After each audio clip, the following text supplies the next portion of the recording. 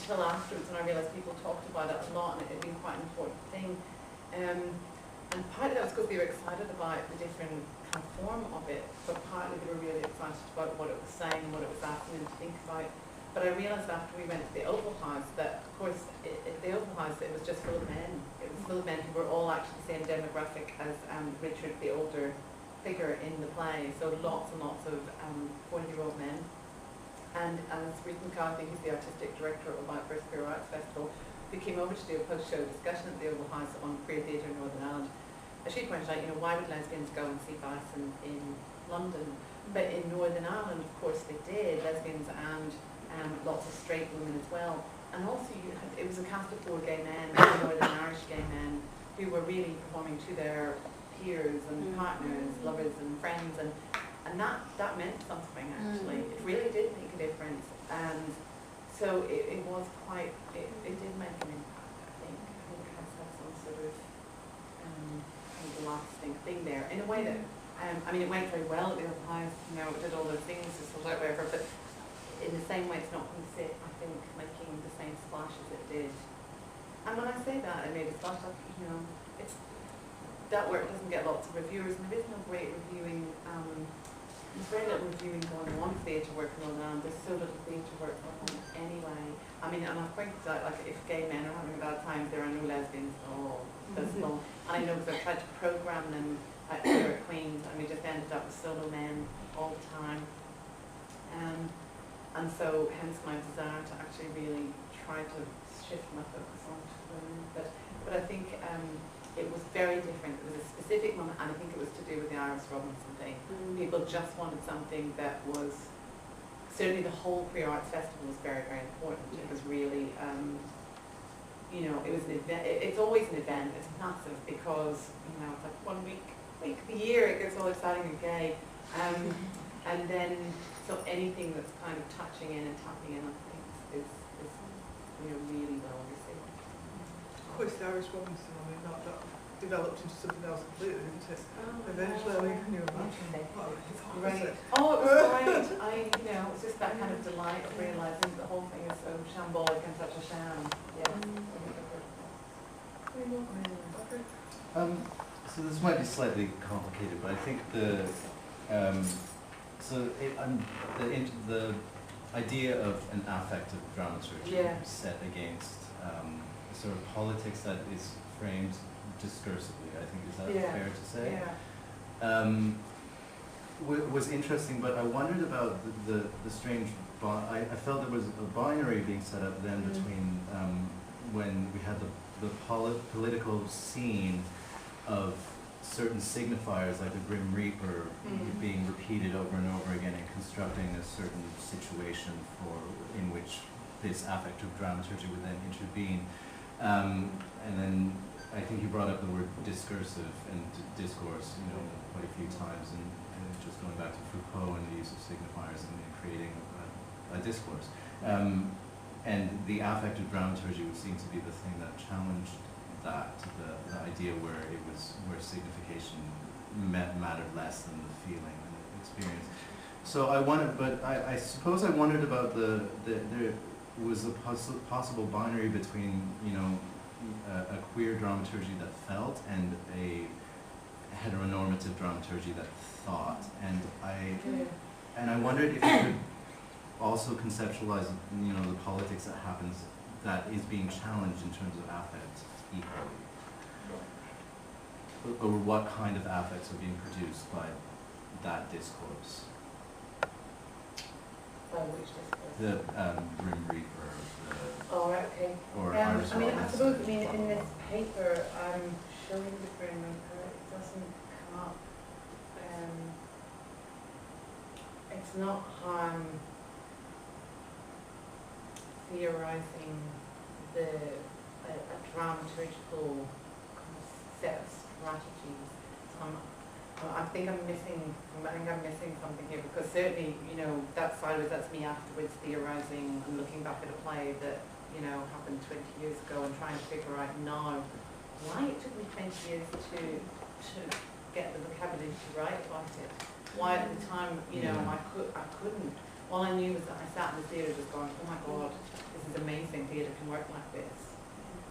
I suppose what I'm saying is, am I misreading it in thinking that queer dramaturgy, it feels, and heteronormative strategies of government and policy think? Is that, or is, you know, signification versus affect, is that the binary being set up, or does politics also work effectively? Politics definitely works effectively. I mean, Masumi's great example is Reagan. That Reagan never said a word of sense, but in fact, effectively, everybody just loved him and loved him, and you know, and that's one of his. So politics absolutely works through affect. But perhaps that could work on both an affect and also on a rational as well. Politics would definitely attach itself to either. Absolutely. And I mean, I think it does sound in here that I'm creating a binary, but I would go back to probably my favourite piece of writing about affect, and that was the writing by Jeremy Gilbert, who's a cultural theorist but writes a lot about musicology. And you know, his article was really what kind of got me figuring out, because he talks about an affective analysis. But in the same way as Bert State's binocular vision says, you know, you've got these two sides working always together, the significative and the phenomenological. In the same way Gilbert was saying, look, affects always work within a signifying realm. They always work within a material context. So I think I've got you now. Yeah. The context is absolutely vital. So when I write about Robinson and about the things that are going on there and those kind of political signifiers and the language that's being used or the language that's not being used in the assembly in Northern Ireland, the absences and all those sorts of things, those are absolutely material signifying kind of contexts that takes place within. I guess my argument would be that we've got lots of ways of responding to that context, and one of them is performance, and within that choice we can absolutely create plays which absolutely articulate those arguments and can do so brilliantly. And there was a play in Northern Ireland that did do that sort of the year after as well. But again, I'd say much more mainstream. It was in the Belfast Festival, and it was very much, I think, for a straight audience kind of, you know, it was a figure of a woman who has a son who's gay and blah, blah, blah, and all this sort of stuff. And I would argue that that works in one way and it does something, but that these plays particularly choose to do something and make that argument differently. And so I guess what I should say is that it's not that one is better or that one is, one rules out the legitimacy of another, and if it sounds like that, you know, probably it does sound like that because it would be my preference, you know, aesthetically it would be my preference. But there's more to it than just individual preference. It's the fact that we are so bad at writing about affect and about phenomenological experience or performance that in fact we've still got a long way to claw back.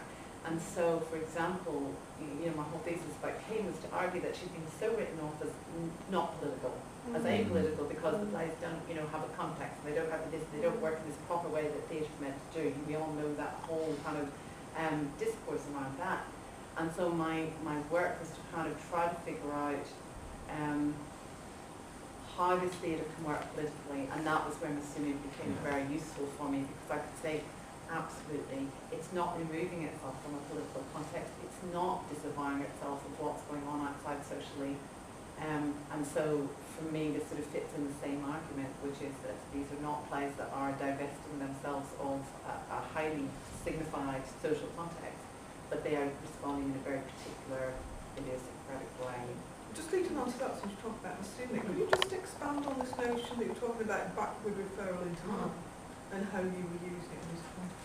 Yeah, sure. He gives this example of, it's a brilliant example, I haven't read this for a while. His example was that there were all these school children and they were shown a video of a snowman melting. And they were shown different versions of it, one with sound, one with different stuff going on, some more heightened emotions and some with less. They were all wired up and everything. And out of that experiment, he basically extrapolated this idea that the intensity of the moment, so whatever kind of image or feeling that we're having at that moment, and it may not be as far as an emotion, if he separates them out, an emotion is a sort of personalized, recognized, we identify and all the rest of it. Affect he would describe as a pre-personal movement within us, and a pre-personal intensity. And so he worked out that experience of that intensity doesn't just fly off into the ether afterwards. That in fact what happens is that out of a whole range, he describes it as out of a whole range of possibilities, the mind consciously qualifies something and will make some sense of it. And how I think that an effective dramaturgy works differently from others is that certainly when I did Cain, for example, and my thesis was about how do you direct this to try to open up, to not make all the choices happen on stage and place all the emotion on stage, but to leave it for the audience somehow. That was very much about trying to make these dramaturgical decisions that left an intensity rather than placing an emotion that was already belonging to a character on stage. And so that you would, I mean, really it was from Sewell and Case that this beautiful analysis of 448 arguing against a sort of characterological, or biographical, or narratological approach, I'm not sure what it is, but actually saying that the play world was the thing that was sick. And so I tried to really kind of create this world that was not about a single woman playwright / Sarah Kane / hysterical woman who was, you know, psychotic and all the rest of it, but a play world which was in not the logic that we're used to, that doesn't work quite the way we're used to, and then it's left outside for the audience to figure it out. And if they experience that moment somehow, even if in the moment of experiencing it's not quite clear, so there's lots of scenes in 448, for example, that, you know, could be a lot of different things. It's trying to keep them as possibly a lot of different things rather than limiting them. We were talking yesterday in the MA class, you know, there was a production where there's a scene that's supposedly ECT, it's always love and words, flash flicker, you know, punch grab, whatever. They strapped the young woman, because where she's a woman, onto the table, and then lots and lots of like big noise, like electric noise. And in questionnaires that I did after that show and my own production, it's the same questionnaire, you know, people would identify that moment as standing out because it had been created as the big dramatic moment. And yet there's this lovely director in Melbourne, William Henderson, who did a great production of Braid into going to be recorded, but I'll have to have it intercut with Beckett. And he said everything about Cain is set up to avoid the big dramatic moment. It's all there, but it's about reading, trying to find the materiality of the language, or something which produces either it's the intensity of either coming through a visual image or through a sonic image or whatever it is, a feeling, that then you have to go and do the work yourself and plug by it, and it becomes emotion, or it becomes a cerebral kind of cognitive process. Yeah. I think also,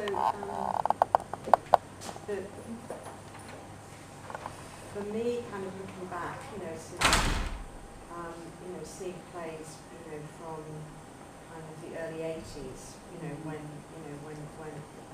things first started happening, and started talking about, and that what you were saying about, you know, doing the work, you know, seeing that work 20 years ago and not really being able to kind of articulate what you're seeing. I think it's also, isn't it, it's about what we had in the early 80s onwards was a kind of new aesthetic as well, an aesthetic of disease. And with that came lots of different sorts of metaphors and lots of different sorts of imagery that hadn't really been sort of presented before. So I think also there was a lot of stuff that was very, if you like, mainstream and traditional, and very, you know, like the Normal Heart, for instance, is something that comes to mind. But there was also lots of things that were just trying to find a way of expressing an atmosphere, or expressing an emotion, or presenting notions of illness or fear of illness that hadn't really happened before. Yeah, you know, it's really funny because I haven't ever made this link, but when you read about where Cain talks about she wants to make this experiential theatre, one of the things that comes up is this performance Sick, that is, you know, where this performance company had played this noise over and over, so that eventually the audience was feeling sick. Yeah, and that was, and there was, or whether it was in Mad, the production of Mad. I can't remember now if it was where she had a monologue called Sick, and it was Mad, but I think that in Mad they tried to do that as well. So I'm just kind of thinking that sick thing with her, that early monologue of Sick, was already maybe kind of trying to think about that different experience. I mean, again, it's that different experience of life and how you show the experience as opposed to talking about it. I mean, I can remember some of the criticisms of the Angels in America. The early criticisms were about, you know, the kind of, you know, it's kind of accused of, I suppose, what we, you know, say that, you know, the kind of theatricality of some of the imagery, but actually what was being explored there was the kind of what drugs do to you in that kind of heightened state. So it was kind of new ground being broken in that way, and trying to. So I think that's why, looking back, you can kind of see that now. But at the time, it was hard to kind of know how to think about it because we didn't have the language. Yeah, and I think we're still quite that. I think we still actually are limited in how we talk about it in our performance analysis. I think we're still quite limited. Although I did have a fight with Mary Luckhurst at a dramaturgics conference when I said that.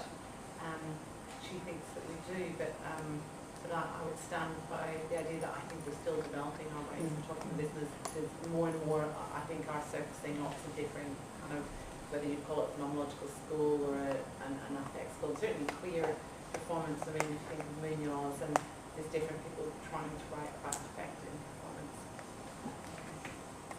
I was just thinking about where, for me, people at least Abdul came out of, because yes, on one hand it was a new language, but for me it came out of people like, on one hand, Richard Foreman, and that completely irrational theatre, and then on the other hand, people like Karen Finlay, who didn't tell so much as, well, now she tells, but in those days she just became inhabited by rage.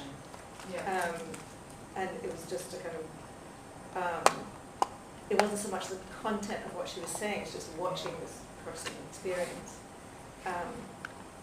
And kind of those two, I think he's an interesting conjunction of two different traditions, actually. He is, and the kind of performance tradition and a theatrical tradition.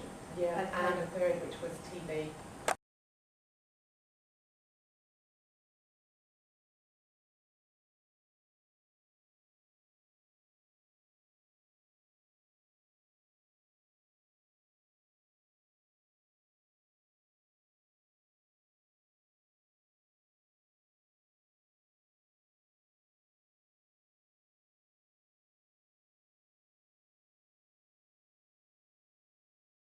Mixed with, I think, the two strands that you're talking about as well. I don't know if you know Dance Noise, who were a female duo performing kind of at the same time as Karen Finlay, and who just came on stage kind of in girdles and bras, and